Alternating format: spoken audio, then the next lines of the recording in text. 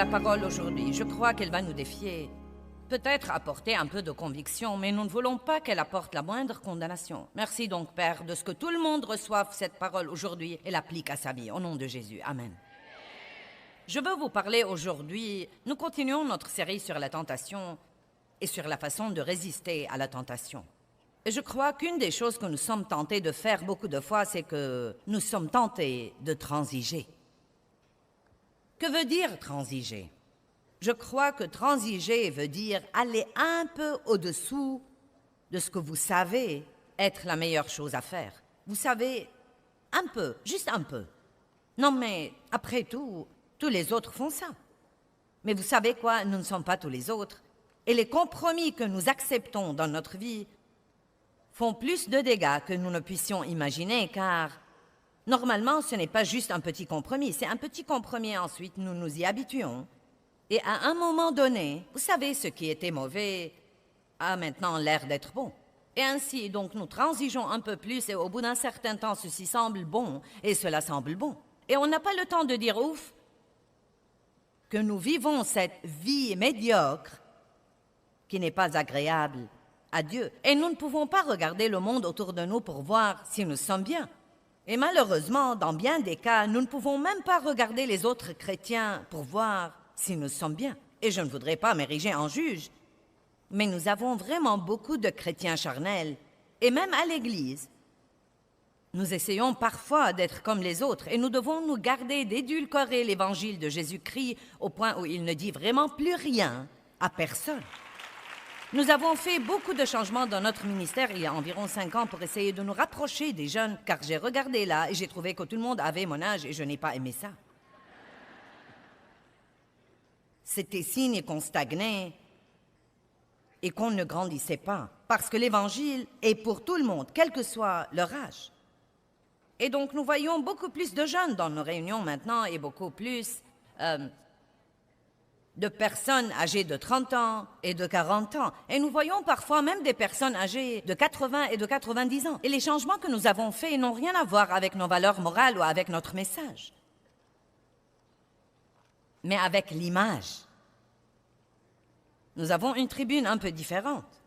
Nous avons changé les groupes que nous avions et nous avons opté pour des groupes de louanges plus jeunes qui plaisent aux jeunes. Et, oh, je ne l'ai pas vu ici ce week-end, mais nous avons une machine à fumer. Elle donne à tout un air brumeux. Je ne comprends toujours pas ça, mais j'aimerais mieux voir les gens. Mais on m'a dit quelque chose sur l'ambiance, et donc nous leur avons procuré ça.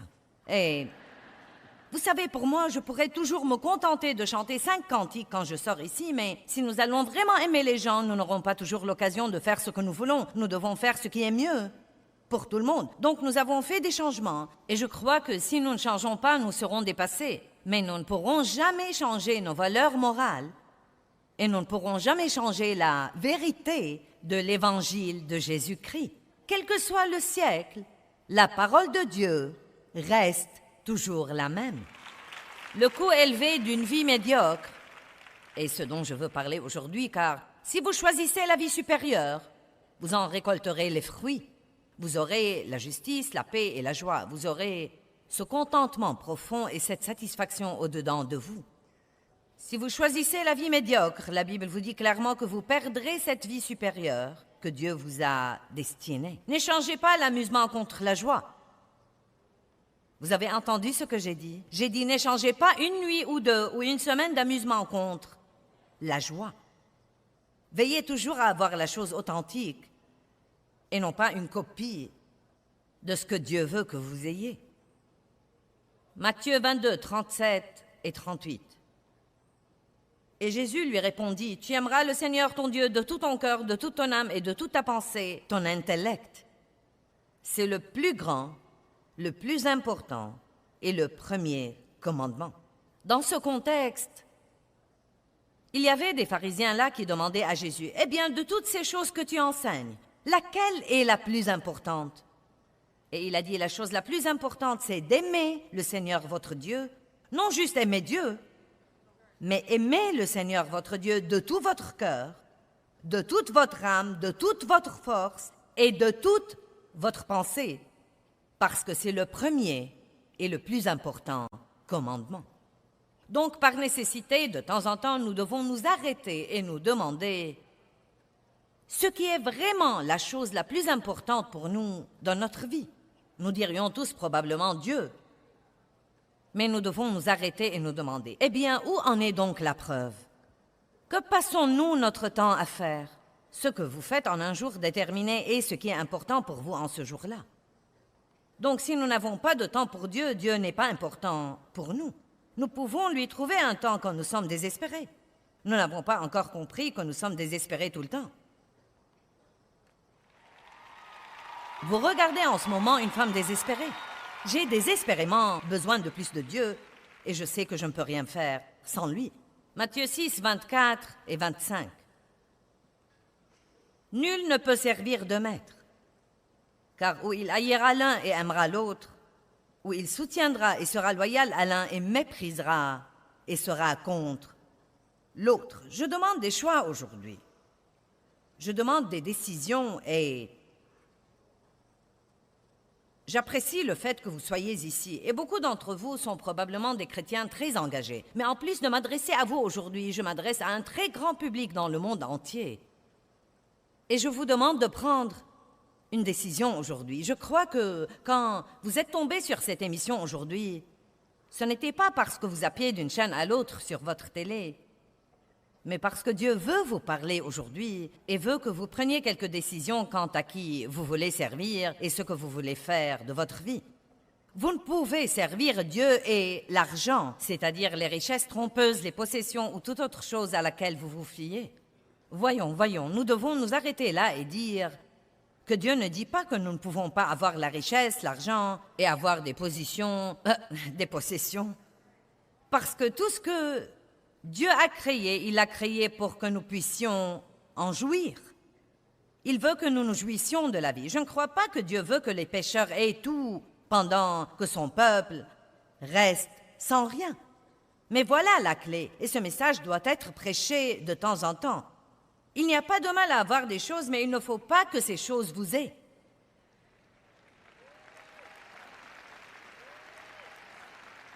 Et nous pouvons dire, nos trucs ne sont pas importants pour moi. Comment est-ce que vous vous comportez quand vous en perdez un peu?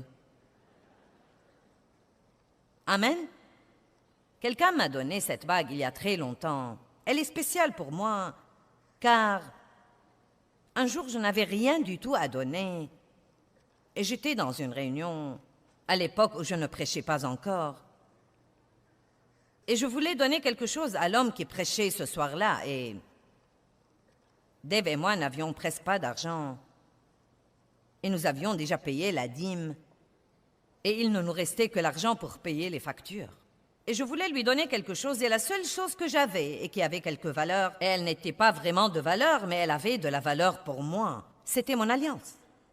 Et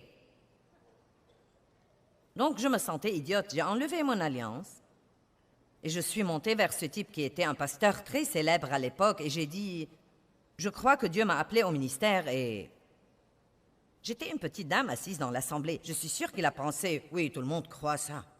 Et j'ai dit, je sens que Dieu veut que je te donne quelque chose. Et j'ai dit, je sais que c'est plutôt bête, mais je vais te donner mon alliance. Je savais ce qu'il allait en faire, mais il a été gracieux. Il l'a prise et il a prié pour nous. Et ce qui est intéressant, cet homme est maintenant un des missionnaires que nous soutenons. Ainsi, donc, je n'avais plus de bague, je n'avais plus d'alliance, et je ne sentais pas que Dieu voulait que je m'achète une alliance, mais que j'espère en lui pour une alliance. Et quelques années ont passé, et un jour, une dame est venue à une réunion et elle a remis une boîte de velours à Dave. Je n'avais pas encore raconté l'histoire en public, et elle a dit, je sens que Dieu veut que je donne ça à Joyce. Et c'était cette superbe alliance. Et donc, c'est pour moi plus qu'une simple alliance. C'est le fait que je savais que Dieu me l'a donné et que c'était une récolte pour le sacrifice que j'avais fait il y a des années. Maintenant, vous voyez bien, des fois, ce n'est pas le coût de ce que vous donnez, c'est combien il signifie pour vous. Et cette alliance signifiait beaucoup pour moi. Eh bien, il y a environ 6 mois, j'ai cru que j'ai perdu cette alliance. Je suis allée me faire un soin du visage, et d'une façon ou d'une autre, je suis retournée sans l'alliance. Et je ne pouvais pas me rappeler si je l'avais laissée quelque part ou dans la poche de la robe qu'on m'avait fait porter ou si je l'avais mise sur la table de travail de la fille et je ne l'ai pas reprise. Donc, bien sûr, j'ai appelé quelques endroits et j'ai fouillé partout et je ne l'ai pas trouvée. Et j'étais « ouf! Oh! » Mais ensuite, je me suis parlé et je me suis dit « Bien, Joyce, ce n'est qu'une chose. Il est vrai que c'est une chose que tu aimes bien et qui signifie quelque chose pour toi, mais si Dieu ne veut plus que tu l'aies, tu peux continuer et être heureuse de toute façon. » Et j'ai pris la décision de ne pas laisser cette chose contrôler mes émotions et la laisser me tracasser. Nous ne devons pas laisser les choses nous contrôler. Et une semaine plus tard, quand j'avais suffisamment souffert et traversé tout ça, ma fille m'a appelée et elle m'a dit « J'ai trouvé ton alliance aujourd'hui dans mon sac à main. » Elle était avec moi quand nous avons eu le soin du visage et j'ai pensé « Comment mon alliance est entrée dans son sac? » Voici ce qui est arrivé. Je lui avais donné ce sac à main, c'était un de mes anciens sacs. Et donc, en reconnaissant le sac à main et en faisant le rapprochement, j'ai mis l'alliance dans son sac à main. Et quand elle est rentrée chez elle, elle a tout enlevé sauf mon alliance et elle a commencé à utiliser un autre sac. Et ensuite, elle l'a trouvé. Mais je vous raconte ça comme un exemple pour vous dire comment vous comportez-vous quand on touche à une de vos possessions. Comment vous comportez-vous quand Dieu vous demande de donner quelque chose qui a une signification réelle pour vous. Et je crois vraiment, écoutez-moi, Dieu va vous tester. Qui est le premier dans votre vie? Dieu, ou les choses, ou les gens, ou les possessions? Tout peut devenir trop important pour vous. Impossible de servir Dieu et les hommes. Je veux dire Dieu et l'argent. Vous pouvez avoir de l'argent et des choses et des possessions et en avoir beaucoup. Dieu veut que son peuple soit béni. Mais vous devez toujours comprendre que vous êtes un canal et non pas un réservoir. Nous ne sommes pas une station de collection de trucs. Nous sommes censés utiliser ce que nous avons pour servir Dieu et être une bénédiction aux autres personnes. Et beaucoup de choses qui viennent à nous ne nous sont même pas destinées quand elles viennent à nous. C'est quelque chose que Dieu veut passer par nous à quelqu'un d'autre.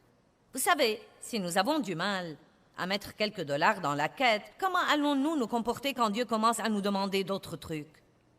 Vous savez, vous pouvez exceller à donner l'argent de l'offrande, mais c'est quand Dieu entre dans votre poche d'épargne ou dans votre poche de dépenses ou votre poche de vacances ou quelque chose comme ça que vous commencez à vous tracasser. Je vois que vous êtes angoissé. Je vais continuer.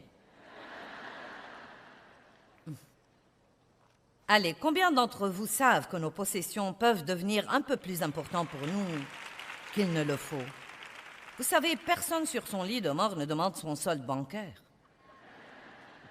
Vous m'avez entendu? J'ai dit que personne sur son lit de mort ne dit quel est mon solde bancaire. Ce qu'il veut, c'est sa famille et ses amis, mais malheureusement, il y a des gens qui arrivent à la fin de leur vie, après avoir passé le temps à amasser un grand solde bancaire sans avoir une famille ou des amis qui les aiment vraiment. Vous pouvez passer votre vie à gravir les échelons du succès, et quand vous arrivez au sommet, vous découvrez que votre échelle s'appuie contre le mauvais bâtiment. Veillons donc à faire les choses vraiment importantes. Et vous savez, j'aime enseigner ce genre de message car nous devons tous nous arrêter de temps en temps dans nos styles de vie surchargés, frénétiques et dans notre poursuite de plus de choses et de pouvoir et de position et de titres et de promotion et dire simplement « Qu'est-ce que je fais? Qu'est-ce qui est vraiment important pour moi? Est-ce que j'ai permis aux idoles d'entrer dans ma vie? Y a-t-il des choses que j'aurais vraiment du mal à abandonner ou puis-je sacrifier tout ce que Dieu me dit de sacrifier? Si vous avez un ami dans votre vie et que Dieu vous fait clairement savoir qu'il n'est plus bon pour vous, qu'il empoisonne votre vie, serez-vous capable de vous en éloigner et s'il le faut, de rester seul pendant quelque temps et de n'avoir personne à fréquenter plutôt que de fréquenter la personne qu'il ne faut pas?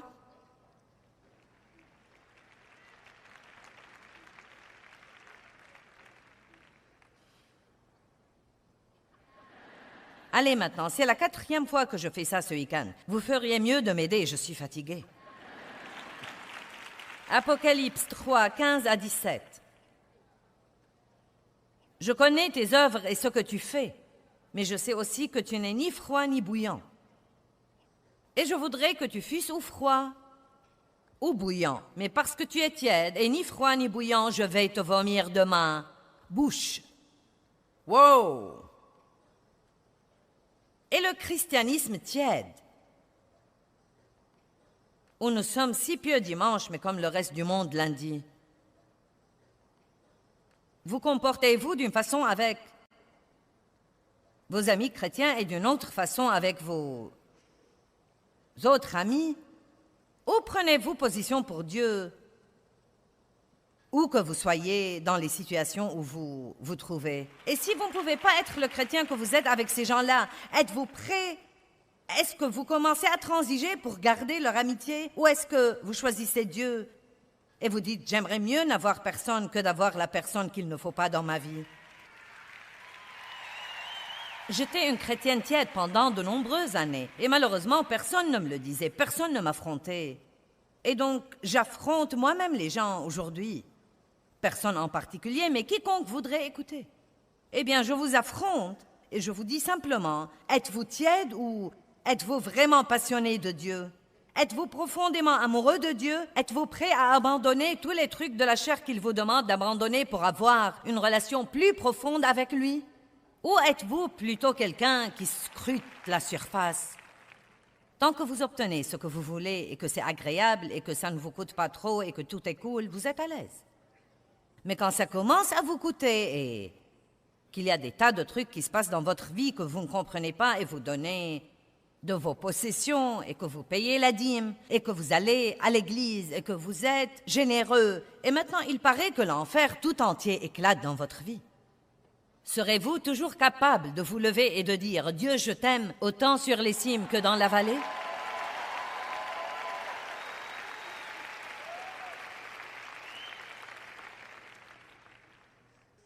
Parce que tu dis « Je suis riche, je me suis enrichi et je n'ai besoin de rien » et tu ne sais pas que tu es malheureux, misérable et pauvre. Laissez-moi revenir. Mettons ce verset en haut et lisons-le différemment. Je pourrais m'y identifier. Disons quand je flottais dans mon petit bateau d'église il y a 35 ans. Mon mari était un ancien de l'église. J'étais la seule femme qui ait jamais siégé au conseil d'église. Nous connaissions les gens qu'il faut à l'église. Vous voyez, nous avions des contacts. Et nous assistions à tout, et nous faisions partie de tout. Et il n'y avait pas une fête qu'on donnait à laquelle les meilleurs n'étaient pas invités. Donc c'était comme ça. Parce que tu dis, je suis en forme. Nous n'avons aucun grand souci financier, nous avons 2 voitures dans l'allée, une belle maison de banlieue. Nous connaissons tous les gens qu'il faut, nous avons de beaux vêtements, nos enfants vont aux écoles qu'il faut. Et ensuite, Dieu me dirait, et pourtant, tu ne sais pas que tu es malheureuse, misérable, pauvre, aveugle et nue.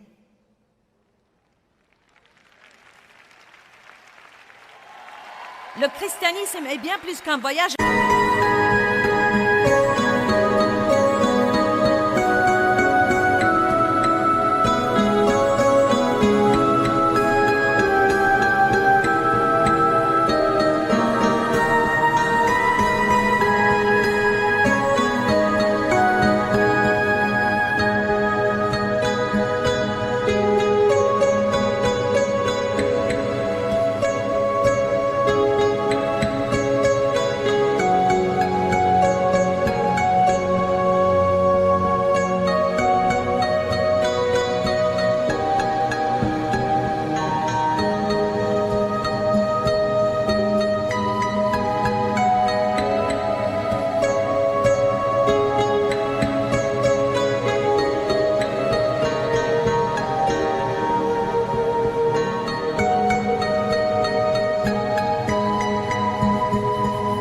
À l'église 1 fois par semaine. Ce n'est pas un autocollant sur votre voiture avec un poisson dessus. C'est la façon dont nous nous comportons et la façon dont nous vivons nos vies et les choix que nous faisons. Et sommes-nous prêts, au point où nous en sommes, à prendre position pour les choses que nous croyons?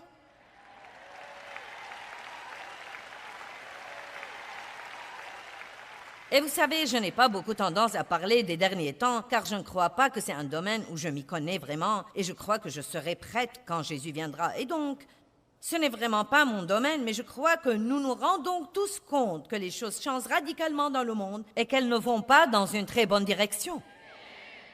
Et donc, nous devons être prêts à prendre position. Sommes-nous prêts à perdre nos vies s'il le faut, comme ont fait certains des premiers chrétiens, plutôt que de renier Christ? Nous devons donc décider si nous allons transiger ou non. Je me souviens quand mon mari travaillait dans l'ingénierie, et vous savez, les hommes, comme d'habitude, voulaient s'asseoir autour de la table de déjeuner et raconter des plaisanteries cochonnes et surtout beaucoup de plaisanteries laides et sexuelles. Et donc Dave en est arrivé au point où si l'un des types lui racontait une plaisanterie cochonne, non mais je ne crois pas que ceci est arrivé à plusieurs reprises, mais il m'a parlé d'un cas où il n'a pas ri. Ne riez pas d'une plaisanterie cochonne. Quel que soit ce que l'autre personne va penser de vous, vous ne devez pas rire. Et parfois on vous teste pour voir si vous allez rire.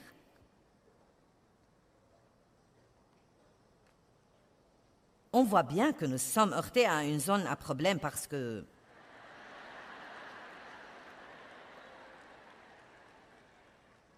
Seigneur, c'est devenu calme ici. Quoi? Oh oui, ils reçoivent. Dave me parle d'en bas. Donc Dave a dit qu'un type s'est approché de lui et lui a raconté une plaisanterie cochonne et il a dit, j'ai juste regardé le type et j'ai dit, tu sais... que je suis chrétien, que j'aime Dieu et que je n'aime pas ce genre de trucs. Donc, pourquoi tu viens me les raconter?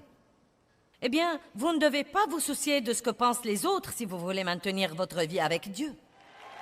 Et vous savez, nous pourrions dire, eh bien, ça n'a pas d'importance. Mais cette même personne qui vient et qui raconte des histoires cochonnes vous jugera demain si vous ne vous prononcez pas contre cela. Et puis votre comportement peut devenir une excuse pour eux, pour qu'ils ne deviennent pas chrétiens, parce qu'ils diront, eh bien, tu es pareil que nous. Cependant, Dave a dit qu'au fil des années, il a remarqué... Eh bien, des fois, Dave n'était pas du tout distant avec les types. Non, mais il était amical et il disait, quand le type lui a raconté la blague cochonne, Dave est revenu le lendemain et il a été amical avec lui. La plus grande erreur que nous faisons, c'est de nous comporter comme... Ton impiété va me contaminer et donc je ne peux pas te fréquenter. Nous devons fréquenter les incroyants, mais nous devons être tout à fait ce que nous sommes avec les incroyants. Et cela ne veut pas dire que nous devons toujours utiliser notre langage chrétien spécial, ni que nous devons, vous savez, marcher autour du bureau avec une Bible entre les mains et notre magnétophone branché sur notre tête, mais nous devons vraiment maintenir notre intégrité et défendre ce que nous croyons être juste. Et donc Dave a dit qu'il a commencé à remarquer que, bien qu'il y eut des moments où ces types se moquaient de lui et parlaient de lui, quand ils avaient des problèmes dans leur vie, quand leur mariage s'effondrait, quand ils avaient un mauvais rapport du médecin, c'était toujours à lui et à lui seul qu'ils venaient. Et vous devez être dans votre voisinage, dans vos écoles, dans votre lieu de travail, dans une situation où les gens auront quelqu'un à qui venir et qui vit une qualité de vie, qui a quelque chose qu'ils voudraient avoir. Amen. Tous les autres font ça. Eh bien, vous n'avez pas le privilège de faire ce que font les autres. Dieu s'est occupé de moi. Il est très strict avec moi.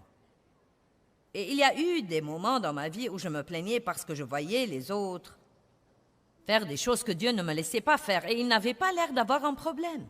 Et j'ai demandé, j'ai dit, Dieu, je ne comprends pas. Et il m'a dit simplement, et j'espère que vous preniez ceci pour vous-même aujourd'hui, il a dit, Joyce, tu m'as demandé beaucoup de choses, tu les veux ou non?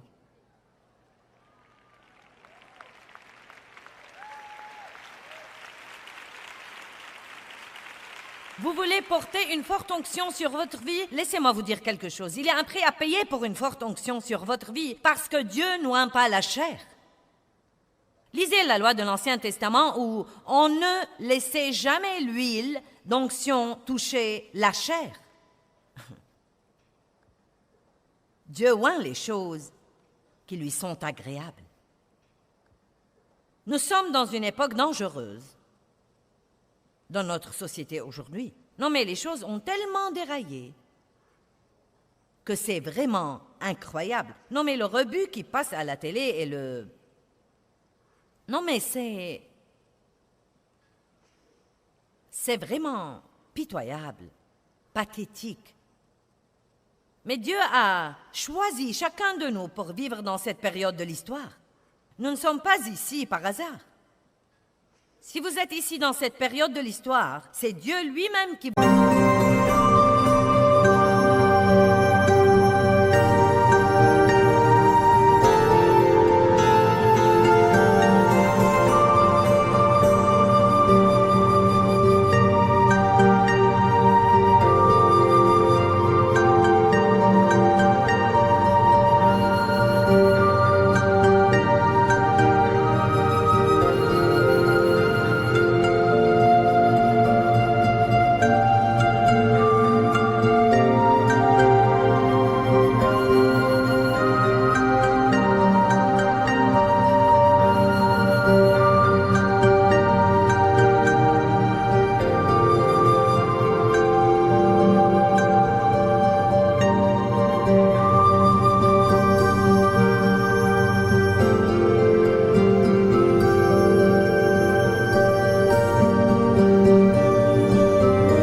a choisi pour être ici et il a pour vous un travail à faire.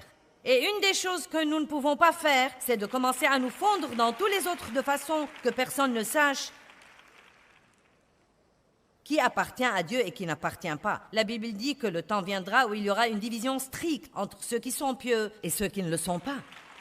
Je veux donc que vous décidiez aujourd'hui de prendre position coûte que coûte. Prenez position sans transiger coûte que coûte. Si vous perdez des amis, si vous perdez des emplois, prenez position ferme pour Christ, coûte que coûte. Amen.